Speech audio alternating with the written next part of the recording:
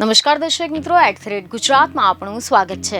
ગુજરાત ભાજપના પ્રદેશ પ્રમુખ સી.આર. પાટીલની ટર્મ લોકસભા ચૂંટણી 2024 બાદ પૂર્ણ થઈ ગઈ છે।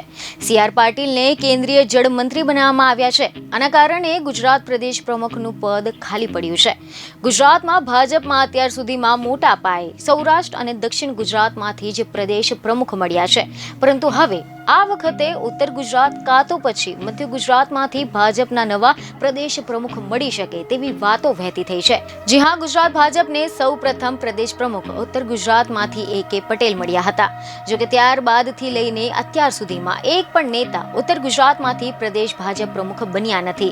ત્યારે આવામાં ઉત્તર ગુજરાતમાં ભાજપનો દબદબો વધારવા માટે હવે કોઈ નેતાને મોટી જવાબદારી સોંપવામાં આવી શકે છે તેવી ચર્ચા ચાલી રહી છે, કારણ કે ભાજપે લોકસભાની ચૂંટણી 2024માં રાજ્યમાંથી એકમાત્ર બેઠક એ બનાસકાંઠાની બેઠક ગુમાવી દીધી છે। જેથી હવે અહેવાલો અનુસાર એવી માહિતી મળી રહી છે કે બનાસકાંઠા, સાબરકાંઠા, પાટણ, મહેસાણા અથવા તો પછી અરવલ્લીમાંથી કોઈ એક નેતા ભાજપને મોટી જવાબદારી સંભાળી શકે છે। તો આની સાથે જ ભાજપના સરકાર અને સંગઠનનું સંતુલન જાળવી શકે તેવા જ વ્યક્તિને પાર્ટી પ્રદેશ પ્રમુખની જવાબદારી સોંપશે।